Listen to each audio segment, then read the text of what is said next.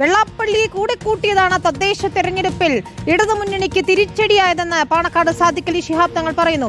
വെള്ളാപ്പള്ളിയുടെ വാദങ്ങൾ ജനങ്ങൾ തള്ളിക്കളഞ്ഞെന്നും അദ്ദേഹം റിപ്പോർട്ടറിനോട് പറഞ്ഞു. Reporter exclusive. പഞ്ചായത്ത് തെരഞ്ഞെടുപ്പിന്റെ കാലത്തിന് മുമ്പ് തന്നെ മൂപ്പര് ഈ അഭിപ്രായങ്ങളൊക്കെ പറഞ്ഞിട്ടുണ്ട്. പക്ഷെ അത് ഇവിടെ തീരെ ഏശിയില്ല. അദ്ദേഹത്തിന്റെ ആ അഭിപ്രായങ്ങൾ ഇവിടെ ഏശിയിട്ടില്ല. ജനങ്ങൾ തള്ളിക്കളഞ്ഞതാണ്. സർക്കാർ അദ്ദേഹത്തെ കൂടെ നിർത്തുന്നു. മുഖ്യമന്ത്രി അദ്ദേഹത്തെ ഇന്നലത്തെ വാർത്താ സമ്മേളനത്തിനും അദ്ദേഹത്തെ തള്ളി പറയാൻ തയ്യാറായിട്ട്. അതിപ്പോൾ അവരുടെ രാഷ്ട്രീയമല്ലേ. പക്ഷേ അത് കേരളത്തിലെ ജനങ്ങളത് ആഗ്രഹിക്കുന്നില്ല, ഇഷ്ടപ്പെടുന്നില്ല എന്നുള്ളത് തന്നെയാണ് ഈ ഭരണവിരുദ്ധ വികാരത്തിൻ്റെ ഭാഗം. അതാണ് ഭരണവിരുദ്ധ വികാരത്തിന് ഒരു കാര്യം. അതാണ് ഇത്തരത്തിലുള്ള ആളുകളെ എന്തിന് ഗവൺമെൻറ് കൂട്ടിപ്പിടിച്ച് പോകണം എന്നതിൽ ജനങ്ങൾക്ക് പ്രതിഷേധമുണ്ട്. ആ പ്രതിഷേധമാണ് തെരഞ്ഞെടുപ്പിൽ നമുക്ക് കാണാൻ പറ്റിയത്.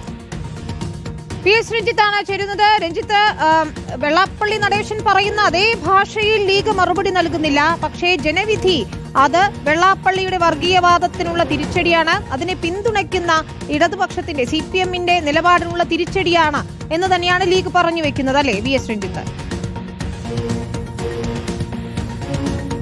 വിനിത, തീർച്ചയായിട്ടും പാണക്കാട് സാദിഖ് അലി ശിഹാബ് തങ്ങൾ വെള്ളാപ്പള്ളി നടേശന് നേരിട്ട് മറുപടി കൊടുക്കാൻ ആഗ്രഹിക്കുന്നില്ല. അദ്ദേഹം പറഞ്ഞ ഭാഷയിൽ മറുപടി കൊടുക്കാൻ ആഗ്രഹിക്കുന്നില്ല. പക്ഷേ വെള്ളാപ്പള്ളിയുടെ നിലപാടുകൾ കേരളം സ്വീകരിക്കുന്നില്ല എന്നും വെള്ളാപ്പള്ളിയുടെ നിലപാടുകളെ കേരളം പൂർണ്ണമായും തള്ളിക്കളഞ്ഞാണ് കഴിഞ്ഞ തദ്ദേശ സ്വയംഭരണ തെരഞ്ഞെടുപ്പിൽ കണ്ടത് എന്നും പാണക്കാട് സാദിഖ് അലി ശിഹാബ് തങ്ങൾ പറഞ്ഞു വെക്കുന്നു. അതോടൊപ്പം തന്നെ വെള്ളാപ്പള്ളിയെ കൂടെ കൂട്ടുകയും വെള്ളാപ്പള്ളിയെ കാറിൽ കയറ്റുകയൊക്കെ ചെയ്യുന്ന മുഖ്യമന്ത്രി പിണറായി വിജയന്റെ നിലപാടിനോട് കിട്ടിയ തിരിച്ചടി കൂടിയാണ് ഈ തദ്ദേശ സ്വയംഭരണ തെരഞ്ഞെടുപ്പിന്റെ വിധി എന്നും അദ്ദേഹം പറഞ്ഞു വെക്കുന്നു.